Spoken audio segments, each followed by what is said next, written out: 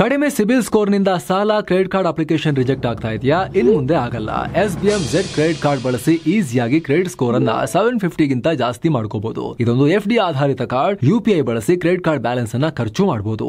FD ಗೆ RBI ಗ್ಯಾರಂಟಿಯೊಂದಿಗೆ 7% interest ಕೂಡ ಸಿಗುತ್ತೆ. 30 ದಿನದಲ್ಲೇ ಕ್ರೆಡಿಟ್ ಸ್ಕೋರ್ ನಲ್ಲಿ ಇಂಪ್ರೂವ್ಮೆಂಟ್ ಕೂಡ ನೋಡಬಹುದು. ಡಿಸ್ಕ್ರಿಪ್ಷನ್ ಹಾಗೂ ಪಿನ್ ಕಾಮೆಂಟ್ ನಲ್ಲಿರೋ ಲಿಂಕ್ ಮೂಲಕ Z ಆಪ್ ಡೌನ್ಲೋಡ್ ಮಾಡಿ. ಸೌದಿ ಕನಸಿಗೆ ಭಾರತ ಕೊಳ್ಳಿ, 4200 ಕೋಟಿ ಯೋಜನೆಗೆ ಕೊಕ್ಕೆ. Bharat England mind game. Cricket ಜಗತ್ತೇ ಒಡೆದು ಹೋಗುತ್ತಾ? ನಮಸ್ಕಾರ ಸ್ನೇಹಿತರೆ. ಕ್ರಿಕೆಟ್ ಜಗತ್ತಲ್ಲಿ ತನ್ನದೇ ಪಾರುಪತ್ಯ ಸಾಧಿಸ್ತಾ ಇರೋ ಭಾರತ ಈಗ ಅದನ್ನ ಉಳಿಸ್ಕೊಳ್ಳೋಕೆ ದೊಡ್ಡ ಹೆಜ್ಜೆ ಇಡ್ತಾ ಇದೆ. IPL ಆರಂಭದಲ್ಲಿ ಕೇವಲ 3000 ಕೋಟಿ ರೂಪಾಯಿ ಹಾಕಲಾಗಿತ್ತು. ಆದರೆ ಅದಕ್ಕಿಂತಲೂ ಜಾಸ್ತಿ ಅಂದ್ರೆ ಸುಮಾರು 4200 ಕೋಟಿ ರೂಪಾಯಿ ವೆಚ್ಚದಲ್ಲಿ ಸೌದಿ ದೊಡ್ಡ ಕ್ರಿಕೆಟ್ ಲೀಗ್ ಅನ್ನ ಶುರು ಮಾಡಕ್ ಹೊರಟಿತ್ತು. ಅದಕ್ಕೆ ಕ್ರಿಕೆಟ್ನ ಹಲವು ವರ್ಷ ಆಳಿದ ಕಾಂಗರುಗಳು ಕೂಡ ಕೈ ಜೋಡಿಸಿದ್ರು. ಆದ್ರೀಗ ಈ ಸೌದಿ ಕನಸಿಗೆ ಭಾರತ ಬಿಗ್ ಶಾಕ್ ಕೊಡೋಕೆ ಮುಂದಾಗಿದೆ. ಇಂಗ್ಲೆಂಡ್ ಕ್ರಿಕೆಟ್ ಬೋರ್ಡ್ ಜೊತೆ ಸೇರಿ BCCI ಈ ಲೀಗ್ಗೆ ವಿರೋಧ ವ್ಯಕ್ತಪಡಿಸ್ತಾ ಇದೆ. ಸೌದಿಯ ಕಾಲಿಗೆ ಕೋಲ್ ಹಾಕಿ ಬೀಳಿಸೋಕೆ ಪ್ರಯತ್ನ ಪಡ್ತಾ ಇದೆ. ICC ಮುಂದೆ ಇದರ ವಿರುದ್ಧ 2 ಬೋರ್ಡ್ಗಳು ಒಟ್ಟಾಗಿ ಫೈಟ್ ಮಾಡೋಕೆ ಮುಂದಾಗಿವೆ ಅನ್ನೋ ರಿಪೋರ್ಟ್ಸ್ ಬರ್ತಾ ಇದೆ. ಹಾಗಿದ್ರೆ ಸೌದಿ ಲೀಗ್ಗೆ ಕೊಕ್ಕೆ ಬೀಳುತ್ತಾ? ಕ್ರಿಕೆಟ್ ಜಗತ್ತು ಒಡೆದು ಹೋಗುತ್ತಾ? ಕ್ರಿಕೆಟ್ನಲ್ಲಿ ಮುಖ್ಯ ರಾಷ್ಟ್ರಗಳು ಯಾವುದು? ಭಾರತ ಮತ್ತು ಸೇನಾ ಕಂಟ್ರೀಸ್. ಭಾರತ, ಸೇನಾ ಅಂದ್ರೆ south Africa, England, New Zealand, Australia ಅಂತ. ಸೊ ಈ ರಾಷ್ಟ್ರಗಳು ಯಾರ್ಯಾರ ಪರ ಇದ್ದಾರೆ? 2 ಬಣಗಳಾಗಿ ಒಡೆದು ಹೋಗುತ್ತಾ ಕ್ರಿಕೆಟ್ ಜಗತ್ತು? ICC ಅಧ್ಯಕ್ಷ ಜೈ ಶಾ ಈ ವಿಚಾರದಲ್ಲಿ ಏನ್ ನಿರ್ಧಾರ ಮಾಡಬಹುದು? ಎಲ್ಲವನ್ನ ಕ್ವಿಕ್ ಆಗಿ ನೋಡ್ತಾ ಹೋಗೋಣ. ಕಡೆ ತನಕ ಮಿಸ್ ಮಾಡಿದೆ ನೋಡಿ. ಸೌದಿ ದೊಡ್ಡ ಲೀಗ್. ಎಸ್ ಸ್ನೇಹಿತರೆ, ನಾವು ಕೂಡ ಈ ಹಿಂದಿನ ಈ ರಿಪೋರ್ಟ್ ನಲ್ಲಿ ಮಾಹಿತಿಯನ್ನ ಮೊದಲೇ ಕೊಟ್ಟಿದ್ವಿ. ಸೌದಿ ಅರೇಬಿಯಾ ದೊಡ್ಡ ಕ್ರಿಕೆಟ್ ಲೀಗ್ ನ ಶುರು ಮಾಡಕ್ ಹೊರಟಿದೆ ಅಂತ. ಸುಮಾರು 400 ಮಿಲಿಯನ್ ಪೌಂಡ್ಸ್ ಅಂದ್ರೆ 4240 ಕೋಟಿ ರೂಪಾಯಿ ದುಡ್ಡನ್ನ ಸುರಿದು ಫುಟ್ಬಾಲ್, ಟೆನ್ನಿಸ್ ರೀತಿಯಲ್ಲಿ ವರ್ಷ ಪೂರ್ತಿ ಬಿಗ್ ಟೂರ್ನಮೆಂಟ್ ಆಡಿಸೋಕೆ ಸೌದಿಯ SRJ ಸ್ಪೋರ್ಟ್ಸ್ ಪ್ಲಾನ್ ಮಾಡಿಕೊಂಡಿತ್ತು. ಇದರಲ್ಲಿ 8 ಟೀಮ್ ಇರುತ್ತೆ. ಟೆನ್ನಿಸ್ ರೀತಿ ವಿಶ್ವದ 4 ಭಾಗದಲ್ಲಿ 4 ಅವಧಿಗೆ ಈ ಟೂರ್ನಿ ನಡೆಯೋದಿತ್ತು. ಆಸ್ಟ್ರೇಲಿಯಾ, ಆಫ್ರಿಕಾ, ಭಾರತ ಹಾಗೂ ಇಂಗ್ಲೆಂಡ್ ಹೀಗೆ ಎಲ್ಲಾ ಕಡೆ ಒಂದೊಂದು ಅವಧಿಯ ಮ್ಯಾಚ್ಗಳನ್ನು ಆಡಿಸೋಕೆ ಸೌದಿ ಲೆಕ್ಕಾಚಾರ ಹಾಕಿತ್ತು. ಇದಕ್ಕೆ ಕ್ರಿಕೆಟ್ ಆಸ್ಟ್ರೇಲಿಯಾ ಅಂದ್ರೆ ನಮ್ಮಲ್ಲಿ BCCI ಇರೋ ರೀತಿ ಆಸ್ಟ್ರೇಲಿಯಾದ ಕ್ರಿಕೆಟ್ ಬೋರ್ಡ್ ಇದೆಯಲ್ಲ, ಅವರು ಇದಕ್ಕೆ ಒಪ್ಪಿಗೆಯನ್ನು ಕೊಟ್ಟಿದ್ರು. ಮೂಲಗಳ ಮಾಹಿತಿ ಪ್ರಕಾರ ಸೌದಿಯೊಂದಿಗೆ ಈ ಟೂರ್ನಿಯಲ್ಲಿ ಪಾಲುದಾರಿಕೆ ಹೊಂದೋಕೆ ಅವರು ಇಂಟ್ರೆಸ್ಟ್ ತೋರಿಸ್ತಾ ಇದ್ದಾರೆ. ಕಾಂಗರುಗಳು ಸಪೋರ್ಟ್ ಮಾಡ್ತಿರೋದು ಯಾಕೆ? ಎಸ್ ಸ್ನೇಹಿತರೆ, ವರ್ಷದಲ್ಲಿ 4 ಪೈಕಿ 1 ಅವಧಿಯ ಟೂರ್ನಿಯನ್ನ ತನ್ನ ನೆಲದಲ್ಲಿ ಅಂದ್ರೆ ಮೆಲ್ಬರ್ನ್, ಸಿಡ್ನಿ, ಪರ್ತ್ ಗಳಂತಹ ಪಾಪ್ಯುಲರ್ ಗ್ರೌಂಡ್ ಗಳಲ್ಲಿ ಆಡಿಸೋಕೆ ಆಸ್ಟ್ರೇಲಿಯಾ ಕ್ರಿಕೆಟ್ ಬೋರ್ಡ್ ಮುಂದಾಗಿದೆ ಅನ್ನೋ ಮಾಹಿತಿ ಬರ್ತಾ ಇದೆ. ಆದ್ರೆ ಆಸ್ಟ್ರೇಲಿಯಾ ಸೌದಿಗೆ ಯಾಕೆ ಸಪೋರ್ಟ್ ಮಾಡಬಹುದು? ಅವರಿಗೂ ಇವರಿಗೂ ಏನ್ ಸಂಬಂಧ ಅಂತ ನೀವು ಕೇಳಬಹುದು. ಸಂಬಂಧ ಇದೆ. ಆಲ್ರೆಡಿ ನಾವು ಇದ್ರ ಬಗ್ಗೆ ಈ ವಿಡಿಯೋದಲ್ಲಿ ಎಕ್ಸ್ಪ್ಲೇನ್ ಮಾಡಿದ್ದೀವಿ. ಮಾಜಿ ಆಸ್ಟ್ರೇಲಿಯಾ ಆಟಗಾರ, ಭಾರಿ ಅನುಭವ ಇರೋ ನೀಲ್ ಮ್ಯಾಕ್ಸ್ವೆಲ್ ಇದನ್ನ ಡಿಸೈನ್ ಮಾಡಿದ್ದಾರೆ. ಈ ಇಡೀ ಕ್ರೀಡಾಕೂಟಕ್ಕೆ ಅವರೇ ಹೆಲ್ಪ್ ಮಾಡ್ತಿದ್ದಾರೆ ಇದರ ಪ್ಲಾನಿಂಗ್ ನಲ್ಲಿ ಅಂತ. ಅದು ಬಿಡಿ, ಎಲ್ಲಕ್ಕಿಂತ ಹೆಚ್ಚಾಗಿ ಕಾಂಗರುಗಳು ಕೂಡ ತಮ್ಮ ಬೋರ್ಡ್ನ ಆರ್ಥಿಕ ಅಭಿವೃದ್ಧಿಯ ಗುರಿಯನ್ನ ಹೊಂದಿದ್ದಾರೆ, ದುಡ್ಡು ಮಾಡ್ಕೋಬೇಕು ಅಂತ. ಮೊದಲೇ ಆಸ್ಟ್ರೇಲಿಯಾದಲ್ಲಿ ನಡೀತಾ ಇರೋ ಬಿಗ್ ಬ್ಯಾಶ್ ಲೀಗ್ನಿಂದ ನಿರೀಕ್ಷಿತ ಮಟ್ಟದಲ್ಲಿ ಆಸ್ಟ್ರೇಲಿಯಾ ಬೋರ್ಡ್ಗೆ ದುಡ್ಡು ಹರಿದು ಬರ್ತಾ ಇಲ್ಲ. ಅದರಲ್ಲೂ ಮೊದಲ 5 ಸೀಸನ್ಗಳಲ್ಲಿ ಆಸ್ಟ್ರೇಲಿಯಾ ಬೋರ್ಡ್ಗೆ 1047 ಕೋಟಿ ರೂಪಾಯಿ ಇನ್ವೆಸ್ಟ್ ಮಾಡಲಾಗಿತ್ತು. ಆದರೆ ಆ ಸೀಸನ್ಗಳಲ್ಲಿ ಗಳಿಸಿರೋದು ಕಮ್ಮಿ, ಲಾಸ್ ಆಗಿದೆ. 862 ಕೋಟಿ ರೂಪಾಯಿ ಮಾತ್ರ ಗಳಿಸಿದ್ದಾರೆ. 185 ಕೋಟಿ ರೂಪಾಯಿ ಲಾಸ್ ಮಾಡ್ಕೊಂಡಿದ್ದಾರೆ. ಜೊತೆಗೆ ಬಿಗ್ ಬ್ಯಾಶ್ ಲೀಗ್ ಮತ್ತು ಈ ಆಸ್ಟ್ರೇಲಿಯಾ ಕ್ರಿಕೆಟ್ ಬೋರ್ಡ್ ಜಂಟಿಯಾಗಿ ಈ ಲೀಗ್ನ ನಡೆಸ್ತವೆ. ಪ್ರೈವೇಟ್ ಕಂಪನಿಗಳಿಗೆ ಅಥವಾ ಖಾಸಗಿ ಹೂಡಿಕೆದಾರರಿಗೆ ಈ ಲೀಗ್ನ ಟೀಮ್ಗಳ ಫ್ರಾಂಚೈಸಿಯನ್ನ ಇನ್ನೂ ಬಿಟ್ಕೊಟ್ಟಿಲ್ಲ. ಒಂದು ವೇಳೆ ಖಾಸಗಿ ಕಂಪನಿಗಳಿಗೆ ಟೀಮ್ಗಳ ಫ್ರಾಂಚೈಸಿ ಬಿಟ್ಕೊಟ್ರೆ ಅಲ್ಲಿ ಬಿಡ್ಡಿಂಗ್ ಎಲ್ಲ ನಡೆದು ಕೋಟಿ ಹಣ ಈ ಲೀಗ್ಗೆ ಹರಿದು ಬರ್ತಾ ಇತ್ತು. ಅವ್ರು ಹಾಗೆ ಮಾಡಲಿಲ್ಲ, ದುಡ್ಡು ಬರ್ತಾ ಇಲ್ಲ. ಸೊ ಸೌದಿಯೊಂದಿಗೆ ಲೀಗ್ ಆಯೋಜಿಸಿಬಿಟ್ರೆ ಈಗ ಅಲ್ಲಿ ಟೂರ್ನಿನೂ ಜಗತ್ತಲ್ಲಿ ಬೇರೆ ಬೇರೆ ಭಾಗಗಳಲ್ಲಿ ನಡೆಯುತ್ತೆ. ಪ್ರೈವೇಟ್ ಕಂಪನಿಗಳಿಂದ 1000 ಕೋಟಿ ರೂಪಾಯಿ ಹಣ ಹರಿದು ಬರುತ್ತೆ ಅನ್ನೋದು ಆಸ್ಟ್ರೇಲಿಯಾ ಕ್ರಿಕೆಟ್ ಬೋರ್ಡ್ನ ಲೆಕ್ಕಾಚಾರ.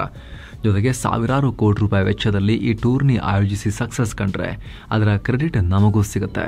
ನಾವು ಕ್ರಿಕೆಟ್ ಜಗತ್ತಿನ ಆರ್ಥಿಕತೆಯಲ್ಲಿ ಮತ್ತಷ್ಟು ಸ್ಟ್ರಾಂಗ್ ಆಗ್ತೀವಿ. BCCIಗೆ ಕಾಂಪಿಟೇಷನ್ ಕೊಡ್ಬೋದು. ಅವ್ರನ್ನ ಹೇಳೋರಿಲ್ಲ, ಕೇಳೋರಿಲ್ಲ BCCIನ. ನಾವು ಇದು ನಿಲ್ಬೋದು ಅವ್ರ ಮುಂದೆ ಅಂತ ಹೇಳಿ ಆಸ್ಟ್ರೇಲಿಯಾ ಪ್ಲಾನ್ ಮಾಡ್ದಂಗೆ ಕಾಣಿಸ್ತಾ ಇದೆ. ಇನ್ನು ಸೌದಿಯ ಸ್ಪೋರ್ಟ್ಸ್ ಅಂಗ SRJ ಸ್ಪೋರ್ಟ್ಸ್ ಇನ್ವೆಸ್ಟ್ಮೆಂಟ್ಸ್ ಆಸ್ಟ್ರೇಲಿಯಾದ ಕ್ರಿಕೆಟ್ ಬ್ರಾಡ್ಕಾಸ್ಟಿಂಗ್ ಸಂಸ್ಥೆ ಫಾಕ್ಸ್ಟೆಲ್ನ ಕೆಲ ತಿಂಗಳ ಹಿಂದಷ್ಟೇ ಖರೀದಿ ಮಾಡಿದೆ. ಆಸ್ಟ್ರೇಲಿಯಾ ಕ್ರಿಕೆಟ್ ಮಂಡಳಿಗೆ ಸ್ಪಾನ್ಸರ್ ಕೂಡ ಮಾಡ್ತಿದ್ದಾರೆ. ಹೀಗಾಗಿ ಆಸ್ಟ್ರೇಲಿಯಾ ಈಗ ಎಲ್ಲ ಪ್ಲಾನ್ ಮಾಡಿಕೊಂಡು ಸೌದಿಯೊಂದಿಗೆ ಡೀಲ್ ಕುದುರಿಸೋಕೆ ನೋಡ್ತಾ ಇದೆ. ಭಾರತ ಇಂಗ್ಲೆಂಡ್ ರಣತಂತ್ರ, WTC ಫೈನಲ್ನಲ್ಲೇ ಮುಹೂರ್ತ. ಸೌದಿಯ ಪ್ಲಾನ್ ಜೊತೆ ಆಸ್ಟ್ರೇಲಿಯಾ ಕೂಡ ಸೇರ್ಕೊಂಡಿದೆ. ಏನಾದ್ರು ಸಕ್ಸಸ್ ಕಂಡುಬಿಟ್ರೆ ಭಾರತದಲ್ಲಿ BCCI ನಡೆಸ್ತಾ ಇರೋ IPL ಹಾಗೂ ಇಂಗ್ಲೆಂಡ್ನಲ್ಲಿ ಇಂಗ್ಲೆಂಡ್ ಕ್ರಿಕೆಟ್ ಬೋರ್ಡ್, ECB ಮತ್ತು IPL ಫ್ರಾಂಚೈಸಿಗಳು ಸೇರ್ಕೊಂಡು ನಡೆಸ್ತಾ ಇರೋದು 100 ಲೀಗ್ ಅನ್ನೋ ಕ್ರಿಕೆಟ್ ಲೀಗ್ ನ ಕ್ರೇಜ್ ಡೌನ್ ಆಗ್ಬಿಡ್ಬೋದು. ಸದ್ಯಕ್ಕೆ IPL ಜೋರಿದೆ. 99,000 ಕೋಟಿಗೂ ಅಧಿಕ, ಆಲ್ಮೋಸ್ಟ್ 1 ಲಕ್ಷ ಕೋಟಿ ರೂಪಾಯಿ ದುಡ್ಡು ಸುರಿದು ನಡೆಸ್ತಾ ಇದ್ದೀವಿ. ವಿಶ್ವದಲ್ಲೇ ಇದು ಅತಿ ದೊಡ್ಡ ಶ್ರೀಮಂತ ಕ್ರಿಕೆಟ್ ಲೀಗ್ ಅಂತ ಕರೆಸ್ಕೊಂಡಿದೆ.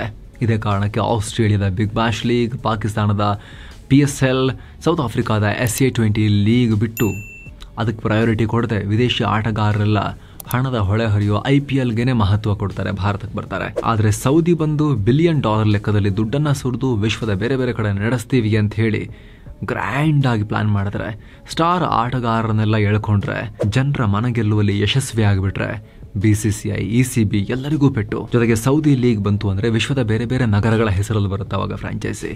ಈಗ ರಾಯಲ್ ಚಾಲೆಂಜರ್ಸ್ ಬೆಂಗಳೂರು, ಚೆನ್ನೈ, ಮುಂಬೈ ಅಂತೆಲ್ಲ ಇದೆಯಲ್ಲ, ಅದೇ ರೀತಿ ಮುಂಬೈ, ಲಂಡನ್, ಡರ್ಬನ್, ಸಿಡ್ನಿ ಹೀಗೆ ವಿಶ್ವಕ್ಕೆ ಸೇರಿದ ಫ್ರಾಂಚೈಸಿಗಳಿರ್ತವೆ. ಸೊ ಎಲ್ಲ ಆಂಗಲ್ನಲ್ಲೂ ಆಗ ಸೌದಿಯ ಕ್ರಿಕೆಟ್ ಈ ಲೀಗ್ ಜಗತ್ತಿನ ಕ್ರಿಕೆಟ್ನಲ್ಲಿ ದೊಡ್ಡ ಹೆಸರು ಮಾಡೋಕೆ ಅವಕಾಶ ಸಿಕ್ಬಿಡ್ಬೋದು. ಇದು ಫುಲ್ ಪಾಪ್ಯುಲರ್ ಆದರೆ IPL ಗತಿ ಏನು? ಎಲ್ಲ ಫಾರಿನ್ ಪ್ಲೇಯರ್ ಸೌದಿ ಲೀಗ್ಗೆ ಹೋದ್ರೆ IPLಗೆ ಯಾರು ಬರ್ತಾರೆ ಅಂತ ಹೇಳಿ BCCI ಈಗ ತಲೆ ಕೆಡಿಸ್ಕೊಂಡಿದ್ದಾರೆ. ಮತ್ತೊಂದು ಕಡೆ BCCI ಬಿಟ್ರೆ ಸೆಕೆಂಡ್ ಬಿಗ್ಗೆಸ್ಟ್ ಕ್ರಿಕೆಟ್ ಬೋರ್ಡ್ ಆಗಿರೋ ಇಂಗ್ಲೆಂಡ್ ಕ್ರಿಕೆಟ್ ಬೋರ್ಡ್ ECB ಕೂಡ ಇತ್ತೀಚೆಗೆ 100 ಲೀಗ್ ರಿಪೇರಿ ಮಾಡಿ ದುಡ್ಡು ಮಾಡೋಕೆ ತಯಾರಿ ನಡೆಸ್ತಾ ಇತ್ತು. 100 ಫ್ರಾಂಚೈಸಿಗಳ ಶೇರನ್ನ IPL ಫ್ರಾಂಚೈಸಿಗಳಿಗೆ ಬಿಟ್ಟುಕೊಟ್ಟು 7,000 ಕೋಟಿ ರೂಪಾಯಿ ಗಳಿಸಿತ್ತು. ಮುಂದಿನ ದಿನಗಳಲ್ಲಿ IPL ತರ ದುಡ್ಡು ಹರಿಸೋ ಕಾಮಧೇನುವಾಗಿ ಮಾಡಿಕೊಳ್ಳೋ ಪ್ಲಾನ್ ಮಾಡಿತ್ತು. ಇಂಥ ಹೊತ್ತಲ್ಲೇ ಸೌದಿ ಇನ್ನೊಂದು ದೊಡ್ಡ ಲೀಗ್ ತಗೊಂಡ್ಬಂದ್ರೆ ನಮ್ಮ ಗತಿ ಏನು, ನಮ್ಮ ಪ್ಲಾನ್ ಗತಿ ಏನು ಅನ್ನೋ ಲೆಕ್ಕಾಚಾರದಲ್ಲಿದ್ದಾರೆ. ಹೀಗಾಗಿನೇ BCCI ಹಾಗೂ ECB ಇಬ್ಬರು ಸೇರ್ಕೊಂಡು ಸೌದಿ ಲೀಗ್ ಅನ್ನ ಕಾಲು ಹಿಡಿದು ನೆಲಕ್ಕೆ ಬಡಿಯೋಕೆ ಪ್ಲಾನ್ ಮಾಡ್ತಾ ಇದ್ದಾರೆ. ಈ ತಿಂಗಳು 11ನೇ ತಾರೀಕು ವರ್ಲ್ಡ್ ಟೆಸ್ಟ್ ಚಾಂಪಿಯನ್ಶಿಪ್ ಫೈನಲ್ ನಡೀತಾ ಇತ್ತಲ್ಲ, ಆ ಟೈಮ್ನಲ್ಲಿ ಮಾತುಕತೆ ನಡೆಸಿದ್ದಾರೆ. ಎರಡೂ ಬೋರ್ಡ್ಗಳು ಸೌದಿ ಲೀಗ್ಗೆ ವಿರೋಧ ವ್ಯಕ್ತಪಡಿಸೋಣ, ನಾವಿಬ್ರು ಸೇರಿ ಇದನ್ನ ಕೆಡವೋಣ, ಸೌದಿ ಲೀಗ್ನ ಟೇಕ್ ಆಫ್ ಬಿಡೋದು ಬೇಡ, ನಾವಿಬ್ರು ಸೇರಿ ಫೈಟ್ ಮಾಡೋಣ ಅಂತ ಹೇಳಿ ಕಮಿಟ್ ಆಗಿದ್ದಾರೆ. ಈ ಸಂಬಂಧ ಸೌದಿ ಲೀಗ್ಗೆ ಅನುಮತಿ ಕೊಡಬೇಡಿ ಅಂತ ICC ಮುಂದೆ ಲಾಬಿ ಮಾಡೋಕ್ಕೂ ಮುಂದಾಗಿದ್ದಾರೆ. ಜೊತೆಗೆ ECB ಇಂಗ್ಲಿಷ್ ಆಟಗಾರರಿಗೆ, BCCI ತನ್ನ ಭಾರತೀಯ ಆಟಗಾರರಿಗೆ ನೋ ಅಬ್ಜೆಕ್ಷನ್ ಸರ್ಟಿಫಿಕೇಟ್ ಕೊಡಲ್ಲ. ನೀವು ಸೌದಿ ಲೀಗ್ಗೆ ಹೋಗಿ ಆಡೋಕೆ ನಾವು NOCನೇ ಕೊಡೋದಿಲ್ಲ. NOC ಕೊಡದೇನೆ ಯಾರು ಆಟಗಾರ ಆಡಕ್ಕೆ ಹೊರಟ್ರೆ ಆಮೇಲೆ ರಾಷ್ಟ್ರದ ಟೀಮ್ಗೆ, ICC ಟೂರ್ನಿಮೆಂಟ್ಗಳಿಗೆ ದೇಶವನ್ನು ಪ್ರತಿನಿಧಿಸೋಕೆ ಅವಕಾಶನೇ ಸಿಗದೇ ಇರಂತಾಗ್ಬೋದು. ಈ ರೀತಿಯೆಲ್ಲ ಎಲ್ಲ ಸಾಮಧಾನ, ದಂಡ, ಭೇದ ಎಲ್ಲ ಮಾರ್ಗಗಳನ್ನು ಪ್ರಯೋಗ ಮಾಡೋಕೆ ಈಗ BCCI ಮತ್ತು ECB ಮುಂದಾಗಿದ್ದಾವೆ. ಹೀಗಂತ ಪ್ರತಿಷ್ಠಿತ ಆಂಗ್ಲ ಮಾಧ್ಯಮ ದಿ ಗಾರ್ಡಿಯನ್ ರಿಪೋರ್ಟ್ ಮಾಡಿದೆ. ಸೊ ಸಿಂಪಲ್ ಲೆಕ್ಕಾಚಾರ, ಇಂಗ್ಲೆಂಡ್ ಹಾಗೂ ಭಾರತದ ಸೂಪರ್ ಸ್ಟಾರ್ ಆಟಗಾರರಿಲ್ಲದೆ ಸೌದಿ ಅದು ಯಾವ ಲೀಗ್ ನಡೆಸುತ್ತೆ ಅನ್ನೋದು ಇವ್ರ ಲೆಕ್ಕಾಚಾರ. BCCಗೆ ICC ಬೆಂಬಲ, ಕ್ರಿಕೆಟ್ ಜಗತ್ತು ಇಬ್ಬಾಗ. ICC ಇನ್ನೂ ಕೂಡ ಯಾವುದೇ ನಿರ್ಧಾರವನ್ನು ಪ್ರಕಟಿಸಿಲ್ಲ. ಆದರೆ ಈವರೆಗಿನ ಕ್ರಿಕೆಟ್ ಇತಿಹಾಸ ತೆಗೆದು ನೋಡಿದ್ರೆ ICC BCCI ಲೆಕ್ಕಾಚಾರಗಳಿಗೆ ವಿರುದ್ಧವಾಗಿ ನಡ್ಕೊಳ್ಳೋದಿಲ್ಲ. ಯಾಕಂದ್ರೆ ICCಗೂ ದೊಡ್ಡ ಪ್ರಮಾಣದಲ್ಲಿ ದುಡ್ಡು ಹರಿಸೋದು ಭಾರತವೇ. ಭಾರತ ಇಲ್ಲ ಅಂದ್ರೆ ICCಗೂ ಬಹಳ ದುಡ್ಡೇನು ಬರೋದಿಲ್ಲ. ಹಾಗಾಗಿ BCCIನೇ ICCಗೂ ದೊಡ್ಡಪ್ಪ. ಜೊತೆಗೆ ಈಗ ICCಯ ಹೆಡ್ ಆಗಿರೋದು ಕೇಂದ್ರ ಗೃಹ ಮಂತ್ರಿ ಅಮಿತ್ ಶಾ ಪುತ್ರ ಜೈ ಶಾ ಈ ಹಿಂದೆ BCCIನ ಸೆಕ್ರೆಟರಿಯಾಗಿ ಕೆಲಸ ಮಾಡಿರೋರು. ಸೊ BCCI ವಿಚಾರಧಾರೆಗಳಿಗೇನೆ ICCಯಲ್ಲೂ ಮನ್ನಣೆ ಸಿಗೋದು ಗ್ಯಾರಂಟಿ. ಆದ್ರೆ ಆಸ್ಟ್ರೇಲಿಯಾ ಕ್ರಿಕೆಟ್ ಬೋರ್ಡ್ ನ ನಡೆ ಸೌದಿಯೊಂದಿಗೆ ಅವ್ರು ಸೇರ್ಕೊಳ್ತಿರೋದು ಇದು ಆತಂಕದ ವಿಚಾರ. ಅದು ಸಣ್ಣ ಬೋರ್ಡ್ ಏನಲ್ಲ. ದುಡ್ಡಿನ ವಿಚಾರದಲ್ಲಿ BCCI ರೂಲ್ ಮಾಡ್ತಿರ್ಬೋದು ಕ್ರಿಕೆಟ್ ವರ್ಲ್ಡ್ ಅನ್ನ. ಆದ್ರೆ ಆಟ ಮತ್ತು ಚಾಂಪಿಯನ್ಶಿಪ್ ಗೆಲ್ಲೋ ವಿಚಾರದಲ್ಲಿ ಆಸ್ಟ್ರೇಲಿಯಾಗೆ ಸರಿಸಾಟಿಯಾಗಿ ಇದುವರೆಗೂ ಯಾವ ಟೀಮ್ ಕೂಡ ಬಂದಿಲ್ಲ. ಈಗ ಅಂತ ಟೀಮೇ, ಅಂತ ಬೋರ್ಡೇ BCCI ಮತ್ತು ICCಗೆ ಸೆಡ್ಡು ಹೊಡೆದು ನೀವು ನಮ್ಮ ಲೀಗ್ಗೆ ಅನುಮತಿ ಕೊಡದೇ ಇದ್ರೆ ನಾವು ಆಡೋದೇ ಇಲ್ಲ, ನಮ್ಮ ಆಟಗಾರನ IPL ಕಳಿಸಲ್ಲ ಅಂತ ಹೇಳಿದ್ರೆ ಹೇಗಿರುತ್ತೆ? ಅದರಲ್ಲೂ ಈ ಆಸ್ಟ್ರೇಲಿಯಾ ಬೋರ್ಡ್ಗಿಂತ ಆಸ್ಟ್ರೇಲಿಯಾ ಆಟಗಾರರ ಒಕ್ಕೂಟ ಸೌದಿ ಲೀಗ್ ಪರವಾಗಿದೆ. ಹೀಗಾಗಿ ಒಂದು ವೇಳೆ ಆಸ್ಟ್ರೇಲಿಯಾ ಬೋರ್ಡ್ ICC ಮಾತು ಕೇಳಿದ್ರೂ ಕೂಡ ಆಸ್ಟ್ರೇಲಿಯಾ ಆಟಗಾರರು ಕೇಳಬೇಕಲ್ಲ. ಹೀಗಾಗಿ ಕ್ರಿಕೆಟ್ ಜಗತ್ತು ಈಗ ಎರಡು ತುಂಡಾಗೋ, ಎರಡು ಬಣಗಳಾಗಿ ಒಡೆದು ಹೋಗೋ ಅಪಾಯದಲ್ಲಿದೆ. ಒಂದ್ ಕಡೆ ಕ್ರಿಕೆಟ್ ಜನಕ ಇಂಗ್ಲೆಂಡ್ ಮತ್ತು ಶ್ರೀಮಂತ ಕ್ರಿಕೆಟ್ ಬೋರ್ಡ್ BCCI, ಮತ್ತೊಂದು ಕಡೆ ಕ್ರಿಕೆಟ್ನ ಜೀವಾಳ ಆಸ್ಟ್ರೇಲಿಯಾ. ಅದ್ರ ಜೊತೆಗೆ ಶ್ರೀಮಂತಿಕೆ ವಿಚಾರದಲ್ಲಿ BCCIನ ಅಪ್ಪನಂತಿರೋ ಶ್ರೀಮಂತ ರಾಷ್ಟ್ರ ಸೌದಿ ಸೇರ್ಕೊಂಡಿದ್ದಾರೆ ಆಸ್ಟ್ರೇಲಿಯಾ ಜೊತೆಗೆ. ಅತ್ತ ಸೌದಿ ಅರೇಬಿಯಾ ಕೂಡ ಇತ್ತೀಚಿನ ವರ್ಷಗಳಲ್ಲಿ ICCಯೊಂದಿಗೆ ಕ್ಲೋಸ್ ರಿಲೇಶನ್ಶಿಪ್ ಮೇಂಟೈನ್ ಮಾಡ್ತಾ ಬಂದಿದೆ. ICC ತನ್ನ ಗ್ಲೋಬಲ್ ಪಾರ್ಟ್ನರ್ ಆಗಿ ಸೌದಿ ಅರೇಬಿಯಾದ ಸರ್ಕಾರಿ ಸ್ವಾಮ್ಯದ ತೈಲ ಕಂಪನಿ ಅರಾಮ್ಕೋ ಜೊತೆಗೆ ವರ್ಷಕ್ಕೆ 742 ಕೋಟಿ ರೂಪಾಯಿಯಂತೆ 4 ವರ್ಷಗಳ ಒಪ್ಪಂದ ಮಾಡಿಕೊಂಡಿದೆ. ಆರಂಭದಲ್ಲಿ 18 ತಿಂಗಳು ಮಾಡಿಕೊಂಡಿದ್ದ ಒಪ್ಪಂದವನ್ನ ಈಗ 4 ವರ್ಷಗಳಿಗೆ ವಿಸ್ತರಣೆ ಮಾಡಿದೆ. ಹೀಗಾಗಿ ದುಡ್ಡಿಗೆ ಬರೀ BCCI ಮೇಲೆ ಮಾತ್ರ ಡಿಪೆಂಡ್ ಆಗೋ ಪರಿಸ್ಥಿತಿ ಇಲ್ಲ. ದುಡ್ಡು ಎಷ್ಟು ಬೇಕು ನಾವು ಕೊಡ್ತೀವಿ ಅಂತ ಸೌದಿ ಹೇಳುತ್ತೆ ICCಗೆ. ಹೀಗಾಗಿ ICC ನೇರ ಸೌದಿಯನ್ನ ತಳ್ಳ ಹಾಕೋದು ಕೂಡ ಕಷ್ಟ ಇದೆ. ಹೀಗಾಗಿ ಮುಂದಿನ ದಿನಗಳಲ್ಲಿ ಕ್ರಿಕೆಟ್ ಜಗತ್ತಲ್ಲಿ ಏನಾಗುತ್ತೆ, ಅಪ್ಪನಿಂದ ICC ಅಧ್ಯಕ್ಷರಾದ್ರು ಅನ್ನೋ ಟೀಕೆಯನ್ನು ಫೇಸ್ ಮಾಡ್ತಿರೋ ಜೈಶಾ ಏನ್ ಮಾಡ್ತಾರೆ ನೋಡಬೇಕು.